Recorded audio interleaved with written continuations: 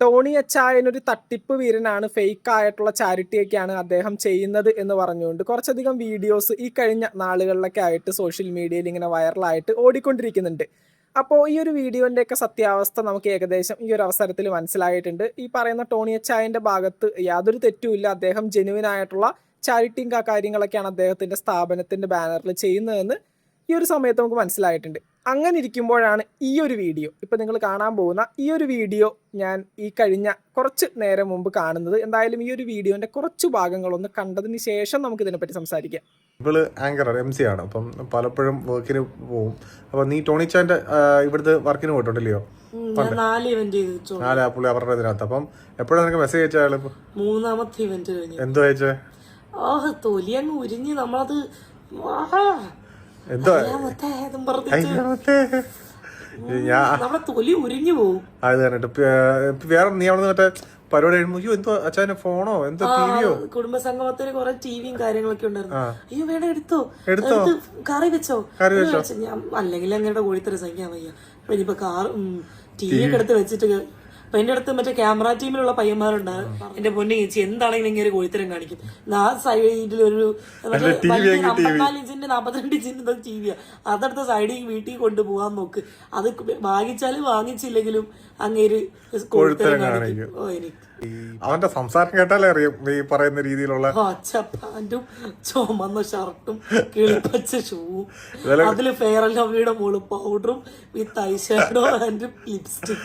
ഞങ്ങള് വീട്ടിൽ ആരെ കൊച്ചു പിള്ളേരെ പൗഡർ ഇട്ട് ഇറക്കുന്ന പോലെ ഞങ്ങള് വീട്ടിൽ വന്നിരുന്ന് ഈ കാര്യങ്ങളൊക്കെ ഡിസ്കസ് ചെയ്യുന്നത്. അപ്പൊ പണ്ട് ഇവള് എന്റെ അടുത്ത് പറഞ്ഞായിരുന്നു, ഒരു വർഷം മുന്നേ ആ സമയത്ത് ഇവളെ അടുത്ത് പറഞ്ഞിട്ടുണ്ടായിരുന്നു, അങ്ങേറെ ഈ കുടം ഇങ്ങനെ ഫ്ലെക്സ് ഒക്കെ കാണും, ഇവ അതിന്റെ മോനെ ഇവൻ ഇങ്ങനെ ഉള്ളത്തരാന്നും പറയുമായിരുന്നു ഇവള്. നമ്മളത് വിട്ടാ കഴിഞ്ഞു. ഇപ്പൊ എല്ലാരും കുത്തിപ്പോക്കെന്നാണ് ഇപ്പോൾ നമ്മൾ ഓർക്കുന്നത്. ഇവള് എന്തുകൊണ്ട് നിന്നോട് അയച്ചത്? എന്തോ ഇഷ്ടമായിട്ടാ നിനക്ക് മെസ്സേജ് അയക്കുന്നത്, നീ എവിടെ അടി? പക്ഷെ ഇങ്ങനത്തെ സൗണ്ട് അല്ലാട്ടാ, പുള്ളി ഭയങ്കര സെഡ്യൂസ് ചെയ്ത പോലെ ഭയങ്കര മറ്റേ ഈ ലൈംഗിക ചോയോടുകൂടി പറയില്ലേ, അയ്യോ അത് തൊലിഞ്ഞു. ഞാനൊരു എന്റെ വീട്ടിലെ മൂത്ത ചേട്ടനായിട്ടാ കാണുന്നത്. അപ്പൊ പുള്ളി പുള്ളി തിരിച്ചു പറഞ്ഞു ഇനി വർക്കിന് വിളിക്കില്ലാട്ടോ, വേറെ ലവർ ഉണ്ടല്ലേ എന്നാ ഇനി വർക്കിന് വിളിക്കില്ലാട്ടോ എന്നും പറഞ്ഞിട്ട് പുള്ളി എല്ലാ മെസ്സേജും അങ്ങ് ഡിലീറ്റ് ഫോർ അടിച്ചേ. മണ്ടിയാണ്, അതുപോലെ ഫോർവേഡ് ചെയ്ത് വിട്ടായിരുന്നെങ്കിൽ പോലും നമ്മളൊന്നും ആലോചിക്കുന്നില്ല, അത്രയും ബുദ്ധിയൊന്നും തോന്നുന്നില്ലല്ലോ. സോ ഇതാണ് അച്ചാനെ കുറിച്ച് ഞങ്ങൾ ഇന്ന് കണ്ടോണ്ടിരുന്നപ്പോഴത്തെ ഞങ്ങൾക്ക് തോന്നിയൊരു അപ്ഡേറ്റ്. ഓക്കെ, നിങ്ങൾ ആ ഒരു വീഡിയോ കണ്ടു കാണാം. ഈ ഒരു വീഡിയോ ഇപ്പോൾ ഒരു സ്റ്റോറി ആക്കി പങ്കുവച്ചിരിക്കുന്നത് മല്ലു കോമ്പസ് എന്ന് പറയുന്ന ഒരു ഇൻസ്റ്റഗ്രാം ID ആണ്. അത്യാവശ്യം നല്ല രീതിയിൽ ഈ പറയുന്ന കോണ്ടന്റും കാര്യങ്ങളൊക്കെ ഷെയർ ചെയ്യുന്ന ഒരുപാട് ഫോളോവേഴ്സൊക്കെ ഉള്ള ഒരു ഇൻസ്റ്റ ID ആണ്. അപ്പോൾ ഈ ഒരു IDയിൽ ഇങ്ങനെ ഒരു വീഡിയോ ഏകദേശം കുറച്ച് സമയങ്ങൾക്ക് മുമ്പ് ഒരു സ്റ്റോറി ആയി കണ്ട സമയത്ത് എനിക്കതിലൂടെ മനസ്സിലാക്കാൻ സാധിച്ചിരിക്കുന്ന ഒരു കാര്യം, ഈ ഒരു പെർട്ടിക്കുലർ ടൈം, ഈ ഒരു സമയത്ത് ടോണി അച്ചായനും അദ്ദേഹം ചെയ്യുന്ന പല കാര്യങ്ങളും സോഷ്യൽ മീഡിയയിൽ ഒരുപാട് ചർച്ചയാക്കപ്പെടുന്ന ഒരു സമയമാണ്. ഈ ഒരു സമയത്ത് ഈ ഒരു വ്യക്തിയെ ബന്ധപ്പെട്ടുകൊണ്ടൊരു വീഡിയോ തൻ്റെ സോഷ്യൽ മീഡിയ പ്ലാറ്റ്ഫോമിലൂടെ പങ്കുവച്ചിട്ടുണ്ടെങ്കിൽ അത് എത്രത്തോളം വൈറലാകുമെന്നും എത്രത്തോളം ചർച്ചയാക്കപ്പെടുമെന്നും കൃത്യമായിട്ട് അറിയുന്നവർ തന്നെയായിരിക്കും ഇവർ. അപ്പോൾ തീർച്ചയായിട്ടും അതിൻ്റെ അടിസ്ഥാനത്തിൽ ചെയ്ത വീഡിയോ ആയിട്ടാണ് എനിക്ക് തോന്നിയത്. കാരണം ഇവർ ഇതിന് ഈ പറയുന്ന ചില കാര്യങ്ങൾ, അതായത് ടോണി അച്ചായൻ ആ ഒരു ചേച്ചിയോട് മോശമായിട്ട് ഇടപെട്ടിട്ടുണ്ട്, മോശമായിട്ടുള്ള മെസ്സേജും കാര്യങ്ങളൊക്കെ അയച്ചിട്ടുണ്ട്.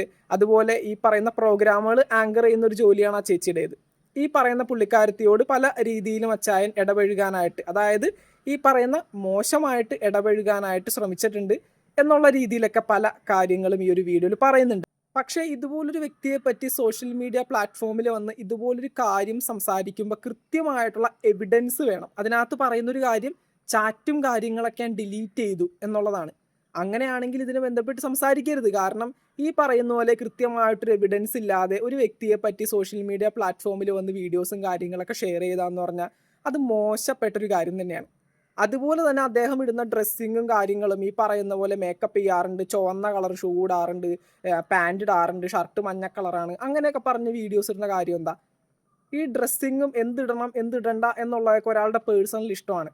അപ്പോൾ അത്തരത്തിലുള്ള കാര്യങ്ങളൊക്കെ പറഞ്ഞുകൊണ്ട് വെറുതെ വീഡിയോസ് ഇട്ട് സ്വന്തം പേര് ഇല്ലാതാക്കരുത് എന്ന് തന്നെ പറയാനുള്ളൂ. ഈ ഒരു കാര്യത്തിൽ നിങ്ങളുടെ അഭിപ്രായങ്ങൾ തീർച്ചയായിട്ടും താഴെ കമൻറ്റ് ബോക്സിൽ രേഖപ്പെടുത്തുക. മറ്റൊരു വീഡിയോ ആയിട്ട് നമുക്ക് വീണ്ടും കാണാം. താങ്ക്